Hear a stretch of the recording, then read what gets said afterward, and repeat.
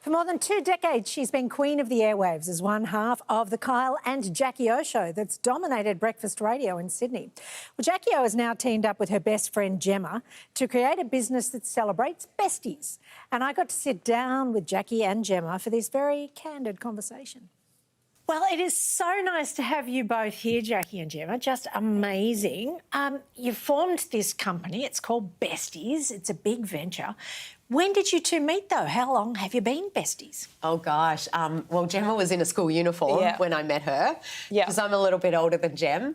And she was at reception at the radio station I was working at the time, and we met that way. And she's just always been a really passionate kind of person and gone after her goals. And so she just went from a school kid wanting to get into radio to running a whole radio network all these years later. And Gem has also executive produced the Kyle and Jackie O show at one stage in the past, so we really kind of got to know each other really well back then. So why the decision to go into business together? Well, I actually think, you know, this was Gemma's initial idea and, you know, this was really something that you were passionate about and believed in. And I think, you know, it was such a great fit for both of us because we both brought what was needed to the table. I couldn't do it without her. She couldn't do it with... Well, actually, you could do it without me. I couldn't do it without her because she's the business brains. It'd just be an idea with me and that's it. Whereas I don't like Gemma... it when you say that. Now I'm jumping in. Okay, but she always thinks she because I don't like it when you say that because you're like such a successful career woman. Like what you've built up in your career is because you're an amazing businesswoman. And I've seen firsthand how you run the behind the scenes of that show. So anyway, sorry. Just needed to See, that's a real bestie. Yeah. I feel like women are having a moment and I feel like anything we dream we can be. We're really seeing that, whether it's a sports person, whether it's a film producer, whether it's starting up a business with your bestie. And I do feel like we are in a time where women they're kicking ass and, you know, they're really being recognised for their achievements and I think even when you look at the VMAs, for instance, it's pretty much the majority are women that are being nominated. Artist of the Year, all women. Yeah, unbelievable. And so we love that because we've always been massive supporters and champions of women out there. You know, we want to see them do well. We want to see them have their own independence and create their own life and go after their dreams. And know it's possible because they see examples. Yes. So we have an example coming out as your first guest for your first event. Now that's Gwyneth Paltrow. Yeah. Hey, Vogue. This is Gwyneth Paltrow. You know, here's a woman who, top of her game as an actor in Hollywood, has an Oscar and all the rest of it, but turned around a business in her own right as well. She's inspo on so many levels. It's very much in line with her philosophy, if you like. Yes. You mentioned products, so I've got to ask, candles, what are they going to smell like? Yes, very true. And I haven't really thought about that. Well, we won't copy Gwyneth on that one. We'll leave that to her. Yeah, she owns that domain, doesn't she? She does. But Jack, I've known you for a long time too, which I count as a privilege because I think you are one of the most inspirational women in the media.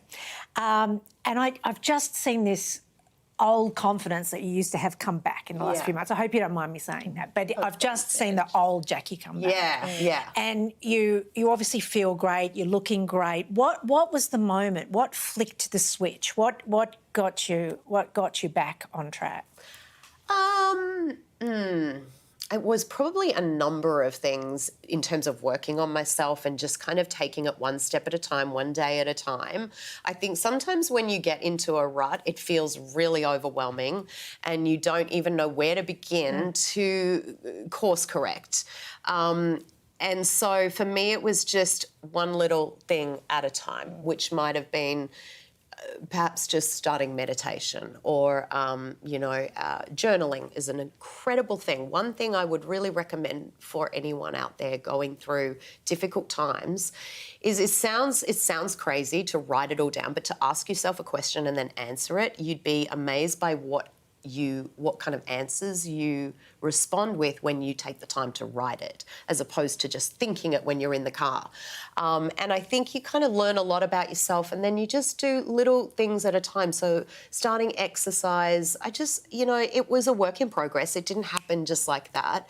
It took me a good few months to kind of start to feel myself again, but I really had to change so many different things that I had let go over the years. And yeah, I just think that, I don't know how that even happened, to be honest, but I just somehow got into a place that I wasn't happy with. And yeah, it does take time and a lot of work.